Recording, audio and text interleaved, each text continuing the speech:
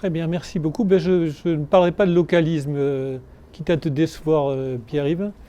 Mais on va revenir un petit peu, d'abord, on va commencer par un peu de la terminologie. Qu'est-ce qu'être souverainiste aujourd'hui en France? Être souverainiste, c'est mettre au cœur de son combat la reconquête de la souveraineté nationale. C'est ça le cœur. Dans une démocratie réduite au caquet, pour reprendre l'expression de Jacques Sapir, à la suite de 30 ou 40 ans de transfert de souveraineté, la reconquête de la souveraineté nationale doit constituer la base du combat politique de tout souverainiste. Le souverainisme, les souverainistes ne constituent pas un bloc homogène dans ses intérêts comme dans ses représentations. Les souverainistes sont divisés parce qu'ils sont différents. Les souverainistes sont issus parfois de courants politiques très divergents, de l'extrême droite à l'extrême gauche, des identitaires à la gauche anticapitaliste, en passant par la gauche républicaine, par les chevènementistes, par les gaullistes, par les bonapartistes, par les royalistes. Et donc c'est des courants très divers et leurs représentations ne sont pas les mêmes. S'ils militent tous pour une reconquête de la souveraineté nationale, ils ont aussi des objectifs politiques très différents. Pour un identitaire, l'important c'est de préserver son identité collective. Et donc, il est souverainiste, il faut reconquérir la souveraineté nationale pour préserver son identité. Pour quelqu'un issu de la gauche anticapitaliste, comme nous le verrons dans mon exposé, l'important c'est de sortir du capitalisme. Et pour sortir du capitalisme, il faut préalablement sortir de l'Union européenne. Donc évidemment, quand on voit ça, on se dit que les courants sont très divisés. C'est très difficile d'unifier le camp souverainiste. Ça l'est d'autant plus qu'on peut faire un constat, et ça c'est important dans le cadre de ces élections européennes, c'est que les organisations dites souverainistes qui ont un capital électoral assez dense, important, ont une base doctrinale mouvante, fluctuante, en fonction des élections, alors que les mouvements souverainistes qui ont un capital électoral assez bas ont une doctrine qui est assez stable.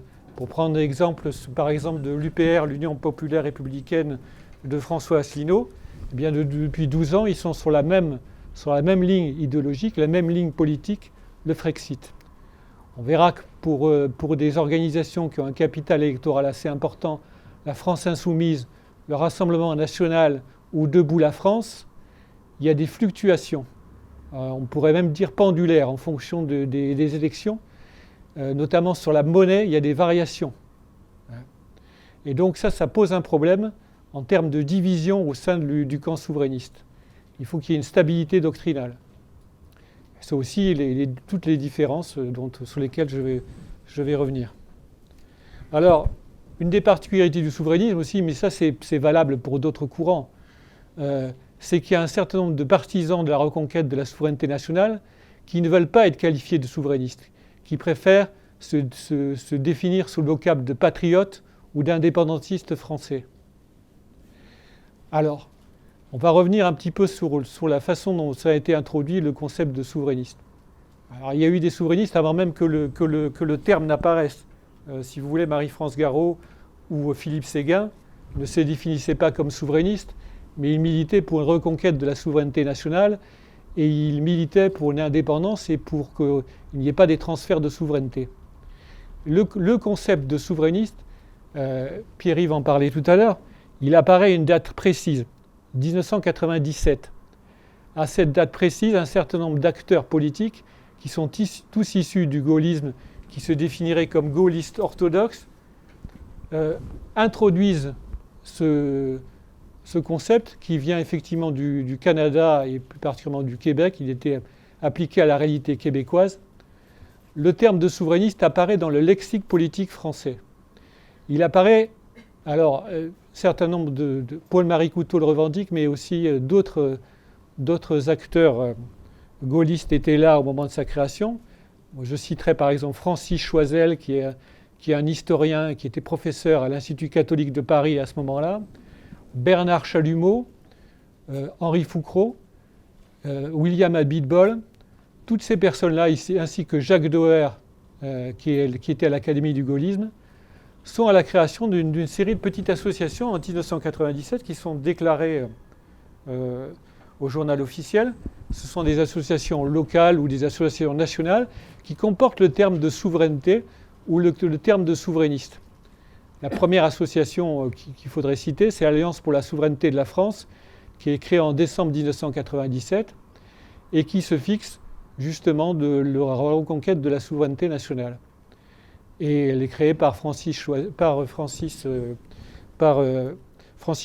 et par Bernard Chalumeau. Très rapidement, au sein de cette association, on tisse des liens avec des parlementaires comme Jacques Millard, Christine Boutin, qui sont plutôt favorables à l'indépendance nationale. Et donc, on essaye de tisser, de renforcer le courant souverainiste, donner des bases doctrinales. On veut créer une espèce de parlement du souverainisme. Et un Conseil national souverainiste est créé en 1998. Mais ce mouvement ne va pas être suivi par les grandes figures du souverainisme de l'époque, par notamment Charles Pasqua, Philippe de Villiers, qui ne s'embarquent pas dans ce mouvement-là. Et progressivement, avec les élections présidentielles de 2002, ce mouvement, ce Conseil national souverainiste, va progressivement réduire ses activités. Parce que de toute façon, toute une partie des courants souverainistes ne peuvent pas y adhérer pour les raisons que je vous ai dit, en partie pour des problèmes de représentation et d'intérêt. C'est très difficile d'unifier l'ensemble des courants.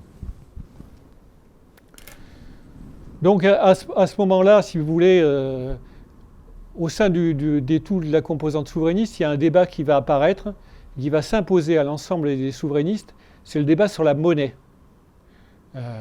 Dès le début des années 2000, au sein des courants souverainistes, on va beaucoup parler de la monnaie unique, on va beaucoup parler de l'euro, et il y a un certain nombre d'économistes qui vont s'inviter au débat. Donc on ne va pas rester dans les petites chapelles souverainistes entre acteurs politiques souverainistes, il y a un certain nombre d'intellectuels, d'économistes qui vont intervenir dans le débat, et ça va influencer aussi les souverainistes, notamment les politiques qui se réclament du souverainisme.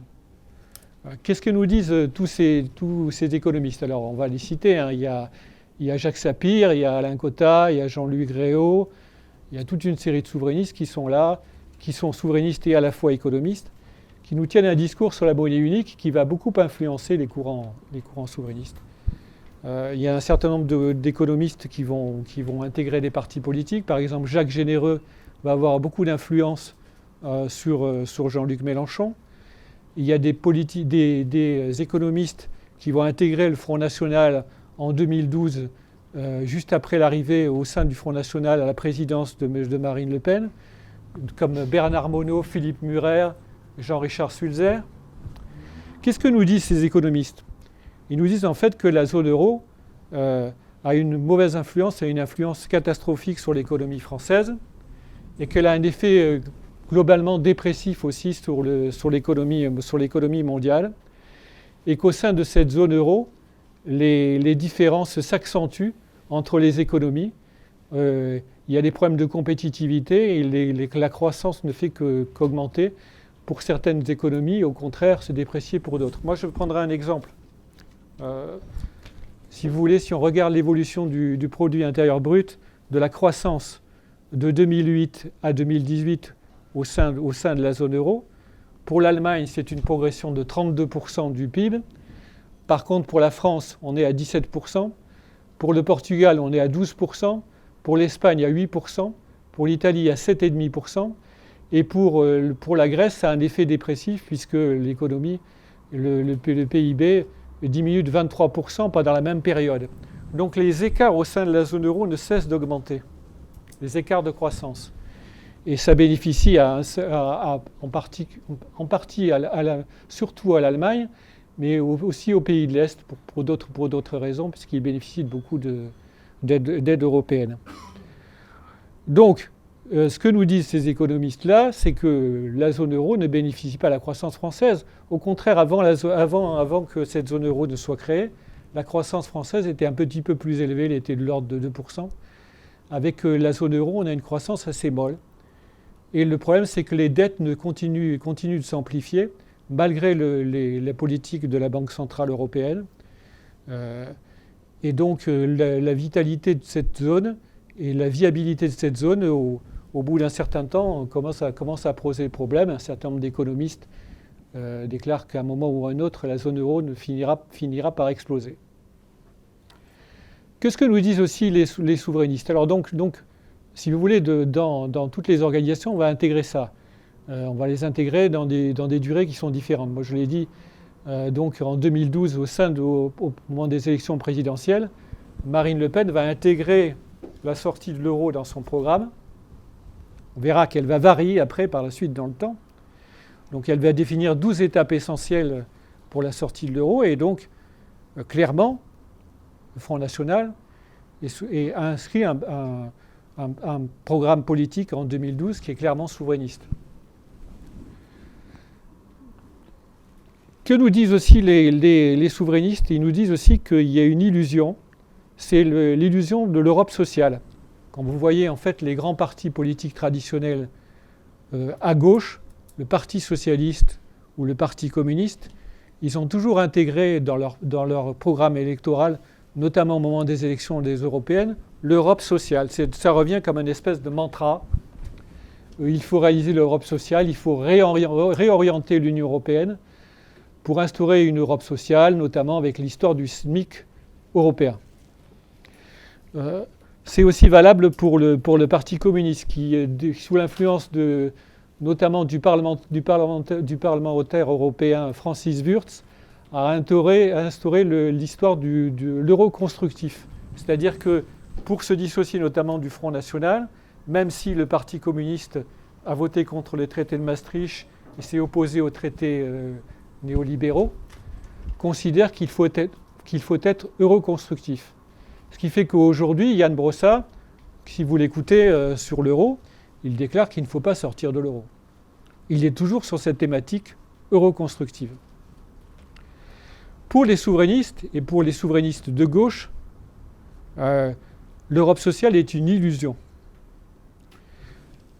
L'Europe sociale a été défendue par les partis politiques traditionnels, par le Parti communiste et par les partis socialistes, mais ça a été le cas dans les autres pays européens. Notamment en Grèce, le PASOK de Georges Papandréou défend aussi le principe de l'Europe sociale. Alors, qu'est-ce qui se passe en Grèce? Eh bien, Georges Papandréou va appliquer dès 2009 tous les programmes récessifs de l'Union européenne qui vont mettre en pièces tout une certaine modèle social grec, avec réduction des salaires, réduction des pensions, réduction des investissements publics de 30%. Il va instaurer un modèle récessif.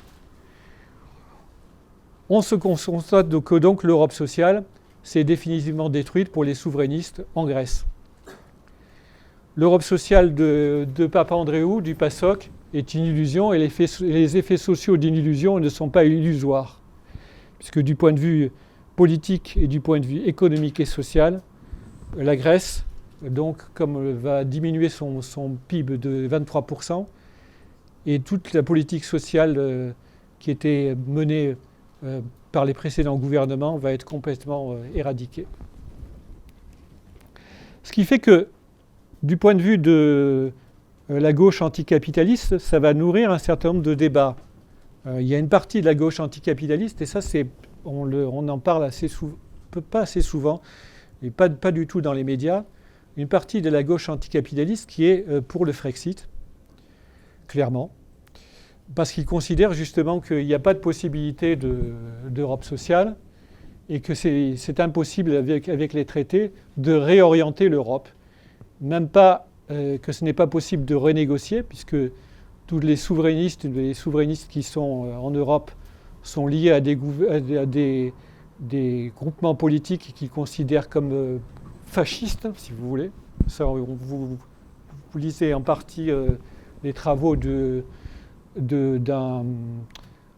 communiste Georges Gastaut à ce sujet, vous verrez, c'est assez clair. Donc il y a une partie de la gauche anticapitaliste et qui veut rompre avec l'Union européenne. Alors, il y a des débats internes à la gauche anticapitaliste. Si vous voulez, ce n'est pas la ligne d'Olivier Besancenot et de Nathalie Arthaud qui ne veulent pas sortir de l'Union européenne, union de l'internationalisme. parce qu'ils ne veulent pas un retour à la nation. Ils considèrent que c'est du chauvinisme. Donc il y a tous ces débats au sein de la gauche anticapitaliste.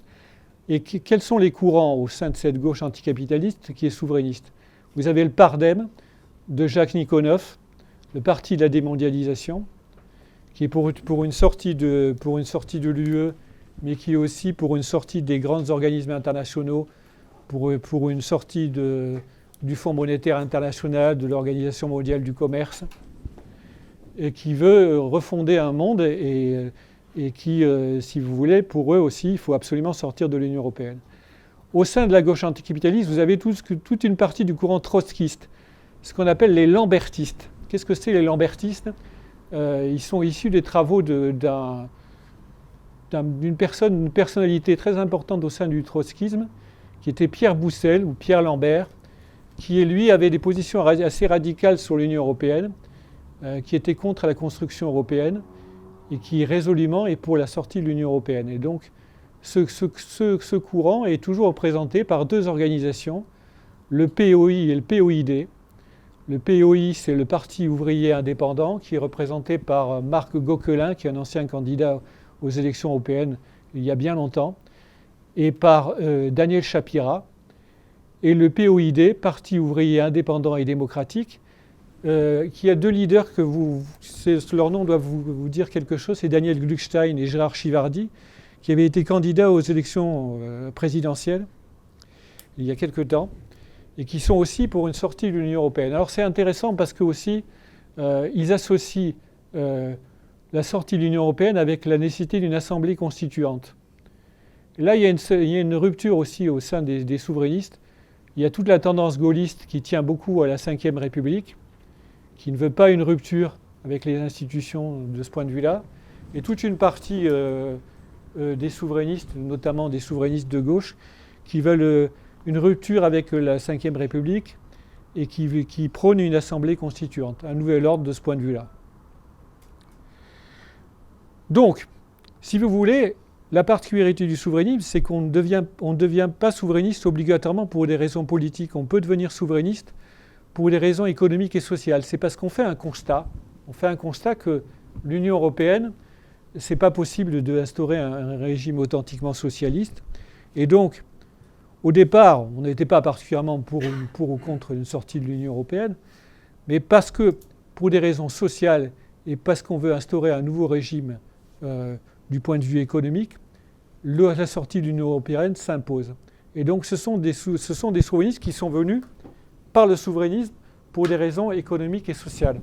Ils ne sont pas venus pour des raisons politiques et philosophiques comme le sont devenus Marie-France Garot ou Philippe Séguin ou une partie des gaullistes orthodoxes qui le sont d'abord pour des raisons politiques, philosophiques. Il y a une autre partie des souverainistes qui viennent au souverainisme par la culture, pour préserver leur identité. Ce sont les identitaires. Alors la particularité des identitaires, c'est qu'ils ne sont pas tous souverainistes. Si vous regardez un petit peu les travaux qui sont faits par les identitaires, vous avez l'Institut Iliade, par exemple, Jean-Yves Le Gallou, toute une partie de l'extrême droite identitaire, qui s'est d'abord fondée en estimant qu'il fallait privilégier la civilisation européenne et qu'il ne fallait pas recourir à un patriotisme classique, national, et que pour préserver son identité collective, il fallait passer par l'Europe, renforcer l'Europe. Donc, faire un lien obligatoire entre les identitaires et les souverainistes, il ne faut pas le faire. Une partie d'un mouvement les plus importants des identitaires, c'est le bloc identitaire, il est défendu par Fabrice Robert, et Fabrice Robert est pour un renforcement de l'Europe. Ce n'est pas un souverainiste. Donc, il ne faut pas associer les identitaires et les souverainistes obligatoirement. Toute une partie des identitaires qui sont souverainistes néanmoins. Par exemple, le mouvement dissidence nationale, des mouvements qui défendent le catholicisme, notamment traditionnaliste. Par exemple, le mouvement Civitas d'Alain Escada est un mouvement qui est à la fois souverainiste et identitaire. Il y a d'autres mouvements que peut-être vous connaissez aussi, le Ciel de Karim Ouchik, qui est aussi un mouvement identitaire et souverainiste. Ils partent donc du principe que pour préserver l'identité collective, notamment pour faire face aux vagues d'immigration, pour ce qu'ils appellent, pour certains, le grand remplacement, pour défendre son identité, il faut être souverainiste. Le combat primordial, c'est pour eux la défense de l'identité collective. Donc on le voit, les difficultés du courant souverainiste, ils viennent de là, parce que les représentations ne sont pas les mêmes. Les intérêts ne sont pas les mêmes. Comme je l'ai dit tout à l'heure, les plus grandes formations qui défendent le courant souverainiste, ils ont un socle idéologique et doctrinal qui n'est pas toujours très stable. Pour des raisons de clientèle aussi, pour des raisons stratégiques. Comme on l'a vu tout à l'heure, comme je l'ai dit tout à l'heure, en fait, dans le cas du Front National, avant 1989, avant la chute du mur, le Front National était sur une base plutôt libérale et même plutôt pro-européenne. Parce qu'il fallait, la première chose qu'il fallait faire, c'est se défendre contre le danger communiste. Et puis progressivement, ils sont devenus eurosceptiques. Et puis avec Marine Le Pen, ils sont devenus clairement souverainistes, puisqu'ils prenaient une sortie de l'euro sous l'influence d'un certain nombre de responsables politiques, notamment de Florian Philippot, mais aussi d'un certain nombre d'économistes. Qu'est-ce qu'on voit aujourd'hui ? On voit qu'il y a eu une évolution, notamment une évolution lors des élections présidentielles de 2017. Qu'est-ce qui s'est passé pendant les deux tours ? Sous l'influence de Nicolas Dupont-Aignan, il y a eu un glissement sur la doctrine monétaire du Front National. On n'était plus sur une ligne de sortie de l'euro, on a basculé sur une affaire de monnaie commune, avec l'alliance patriotique qui a été scellée entre Nicolas Dupont-Aignan et Marine Le Pen, qui devait aboutir à ce que Nicolas Dupont-Aignan soit nommé Premier ministre. Et donc, qu'est-ce qui se passe ? On oscille au sein du Rassemblement national et aussi au sein du Debout de la France entre deux positionnements. Soit un positionnement d'union des droites avec un espèce de souverainisme tempéré, soit un positionnement fondé sur une union patriotique qui dépasse quelque part le clivage droite-gauche. Et donc, en fonction des événements, on a une forme d'oscillation, une espèce d'effet pendulaire qui fait que la base doctrinale à la fois du Rassemblement national mais aussi de Debout la France, elle n'est pas très stable. Elle n'est pas très stable sur la monnaie. Elle n'est pas très stable parce que il y a une sorte de vieille chimère qui repousse systématiquement avec le principe d'une union des droites. L'union des droites, elle se ferait sur quelle base ? Une partie de la droite classique, vous le savez, elle a voté tous les traités et elle n'a jamais été souverainiste. C'est une droite européiste. Alors avec qui s'allie sur la droite et sur quelle base repose cette union des droites ? Alors, Nicolas Dupont-Aignan a fait une parenthèse, si vous voulez. Avant les présidentielles, il y a quelque temps, il s'était rapproché de Jean-Pierre Chevènement. Je ne sais pas si vous vous rappelez. Il était sous un positionnement qui rappelait un peu le positionnement de Jean-Pierre Chevènement, c'est-à-dire les républicains des deux rives. Et on essayait d'instaurer un nouvel ordre souverainiste avec au-delà du clivage droite-gauche. Il a modifié sa stratégie. Et ça lui a valu d'ailleurs le départ au sein de son organisation d'un certain nombre de cadres au sein de Debout la France. Il y a Dominique Jamais, Éric Anceau, François Morvan qui ont quitté Debout la France pour cette raison-là, parce qu'ils considéraient qu'on était plus à un positionnement gaulliste, avec l'union avec le Front National. Cette alliance n'a pas fonctionné très longtemps, puisqu'on se souvient qu'au moment des élections législatives, il n'y a pas eu d'union entre Debout la France et le Rassemblement national. Cette union n'a pas fonctionné. Nicolas Dupont-Aignan, à la suite des présidentielles, encore récemment, a continué à essayer de travailler sur l'union des droites. Il n'a pas renoncé à tout ça. Il a essayé de mettre en place un nouveau programme fondé sur l'union des droites. Il s'est rapproché de Bruno North, qui est le Centre national indépendant et paysan. Il s'est rapproché de Jean-Frédéric Poisson, du Parti démocrate chrétien, pour essayer de constituer un socle. Mais ça a montré aussi ses limites, puisque lors de la constitution des élections européennes, Jean-Frédéric Poisson et Nicolas Dupont-Aignan se sont en quelque sorte fâchés et ont démontré que cette base, ce fondement de l'union des droites était quand même assez difficile, était assez instable. On peut parier que Nicolas Dupont-Aignan repartira sur une base peut-être souverainiste différente et que lui qui a des convictions, qui a toujours eu des convictions quand même assez souverainistes, renoncera peut-être à cette union des droites, on le verra. Pour ce qui est de la France insoumise, on a aussi ce même type de problème. On a aussi une oscillation entre la vieille union de la gauche plurielle, alors lui, il l'appelle ça, il a changé récemment, il a parlé de fédération populaire, je ne sais pas si vous avez vu ça. Et donc on oscille entre la France insoumise, entre un positionnement union de la gauche classique, qui pose aussi des problèmes en termes de base doctrinale, puisque les bases doctrinales deviennent instables lorsqu'on se positionne sur un fondement d'union de la gauche, et notamment par rapport à la nation et par rapport à l'Union européenne, ou un positionnement union patriotique plus large, populiste, qui était un positionnement qu'a adopté la France insoumise. On l'a vu là aussi, au moment, les élections européennes ont été, le moment de la constitution des listes ont été un révélateur. Elles ont été un révélateur au sein de Debout la France, mais elles ont été aussi un révélateur au sein de la France insoumise.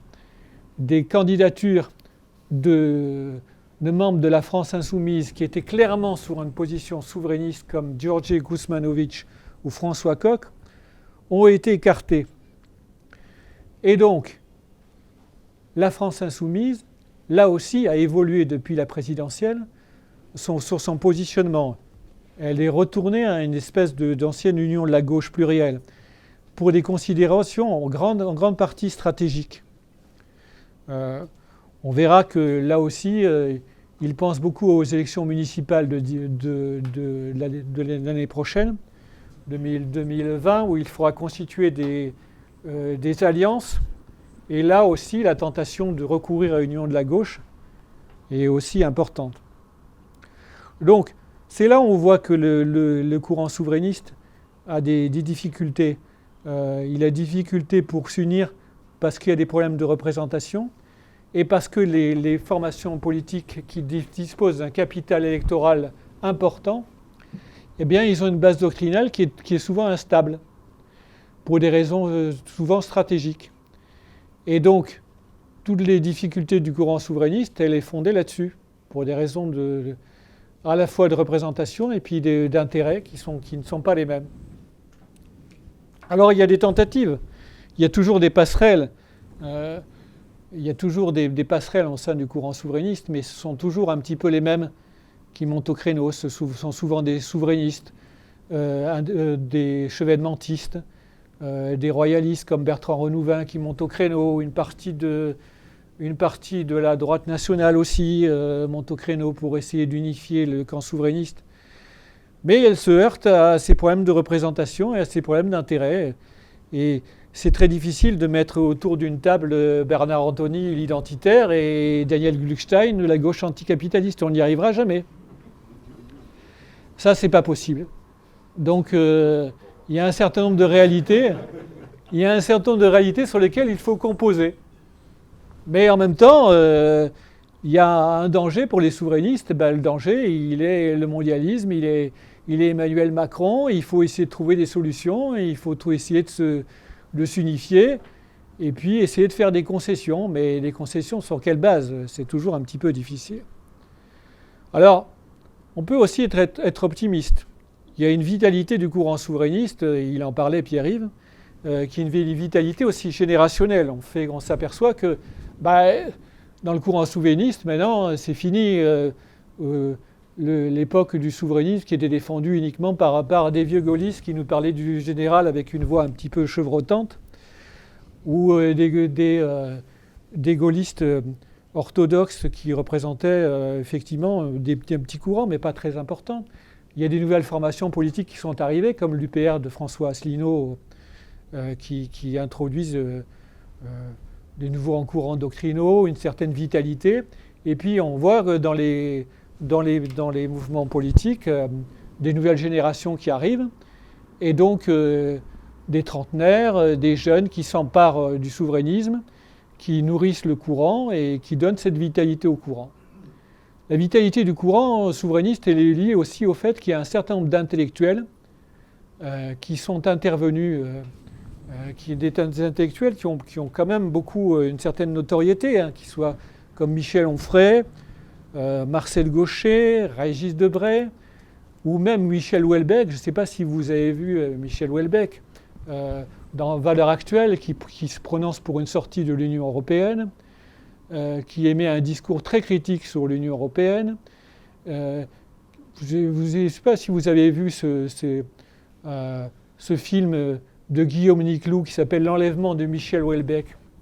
Ben, dans l'enlèvement de Michel Houellebecq est enlevé par des ravisseurs. Alors c'est assez drôle. À un moment, il entame une discussion avec ses ravisseurs et Michel Houellebecq explique sa conviction sur la démocratie, ses convictions sur la démocratie et sur l'Union européenne. Et il tient clairement un discours souverainiste. La vitalité du courant souverainiste, elle est liée aussi au fait qu'un certain nombre d'intellectuels, comme ça, qui au départ n'apparaissent pas comme souverainistes, bien, ils entretiennent un discours comme ça, qui donne une vitalité au courant et qui lui donne aussi une certaine caution auprès d'un certain nombre d'acteurs, auprès des Français, et qui font que aujourd'hui, les européistes qui étaient très influents, notamment dans les médias, eh bien, ils sont moins influents qu'il faut maintenant, obligatoirement, faire vivre le discours souverainiste dans les médias. Il y a Éric Zemmour, Natacha Polony, qui interviennent régulièrement. Et donc le souverainisme a de la vitalité de ce point de vue-là. J'attirerai votre attention pour finir mon intervention sur le thème de la dislocation. Qu'est-ce que c'est le thème de la dislocation ? Un certain nombre de souverainistes soutiennent que la dislocation de l'Union européenne est en cours. C'est une dislocation lente, mais il y a une dislocation de l'Union européenne.